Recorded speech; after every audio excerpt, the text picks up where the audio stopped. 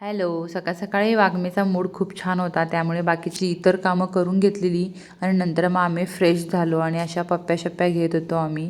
तिच्याबरोबर थोडा time spend केला आणि नंतर मग देवापुढे दिवा लावून घेतला. तीही साईडला होती, पण तिचा व्हिडिओ कॅप्चरच नाही केला. वाघमीने असा पसारा मांडून घेतलेला होता, तो सगळा आवरून घेतला आणि नंतर मग बेडशीट सुद्धा घालून घेतली. आणि मी काल जे पार्सल मागवलेलं होतं ते असं किचनमध्ये सेट करून घेतलं आणि खूपच छान वाटत होतं.